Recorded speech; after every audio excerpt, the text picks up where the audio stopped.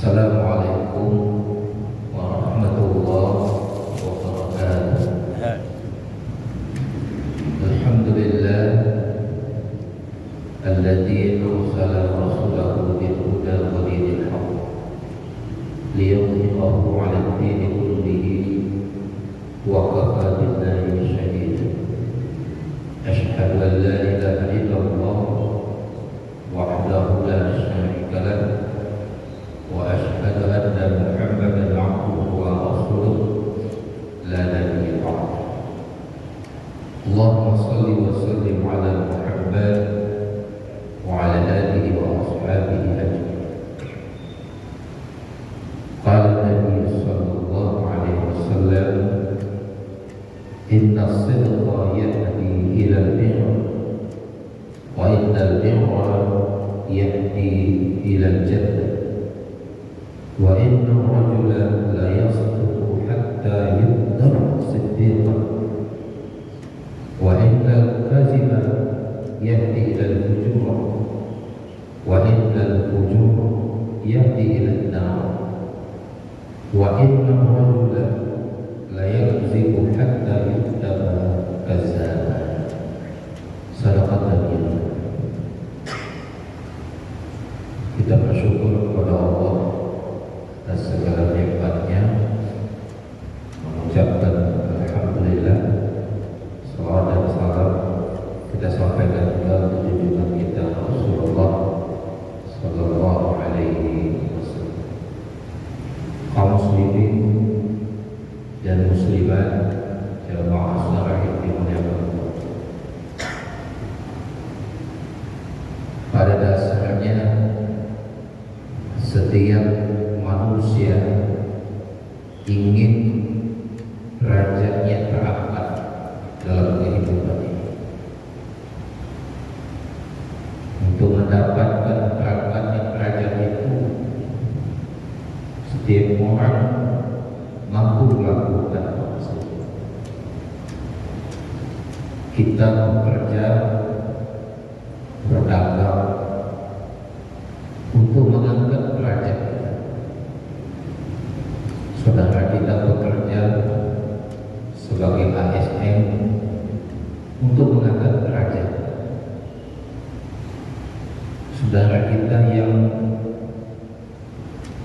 mendapatkan jabatan juga dalam rangka untuk mengangkat derajat.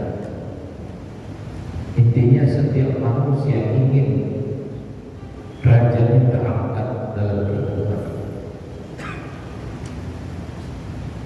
Tetapi apakah pekerjaan itu yang akan mengangkat derajat? Kalau kita lihat kepada Rasulullah sallallahu alaihi wasallam,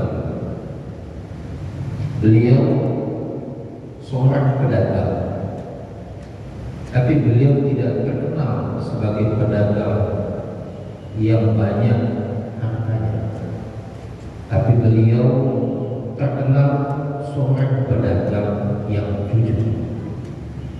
Karena kejujuran itulah Rasulullah itu derajatnya tinggi. Pada sisi lain, Rasulullah itu pernah menjabat seorang kepala negara di Madinah, tapi beliau tidak terkenal sebagai kepala negara, tapi beliau terkenal kepala negara yang jujur.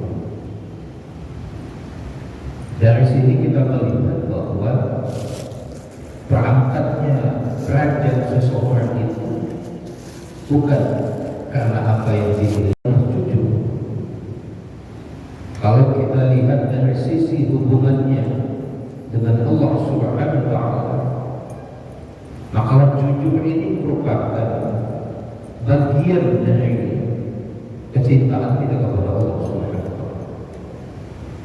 Tentu jujur yang terdapat pada diri Rasulullah, jujur yang memiliki muatan akidah, bukan jujur kaitannya dengan manusia.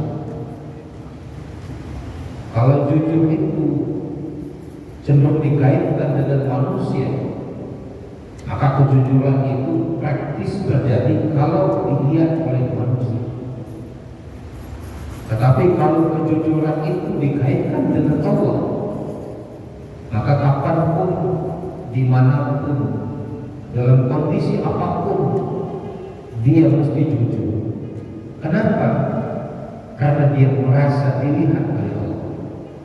Keyakinan itulah yang menuntun untuk jujur. Inilah yang terjadi pada Rasulullah SAW. Karena itu siapapun yang berhubungan dengan Rasulullah, maka sifat itu akan melekat pada dirinya. Apakah kepada pejabat, kepada pedagang, kepada non-muslim, kepada yang muslim, sifat kejujuran itu melekat pada diri. Kaum muslimin dan muslimat yang dimuliakan Allah, apa hikmahnya kita jujur? Kalau kita melihat sabda Rasulullah yang kita bacakan tadi, maka jujur itu merupakan pintu gerbang bagi setiap kebaikan. Kalau seandainya seseorang dalam hidupnya punya prinsip jujur, maka dia akan membawa kepada kebaikan-kebaikan yang lain. Tapi apabila sebaliknya, lawan dari jujur itu adalah dusta, pembohong, pendusta.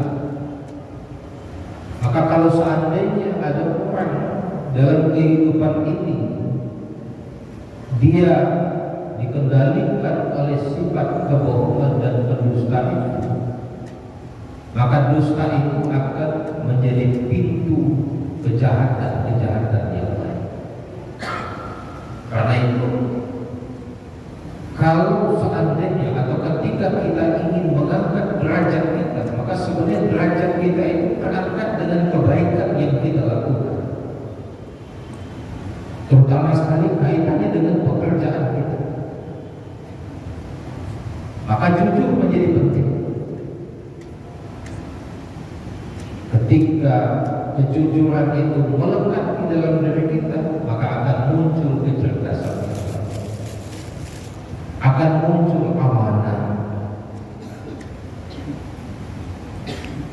Dari sekian sifat Rasulullah itu ada siddiq, ada kafara, ada takhlis, ada amanah.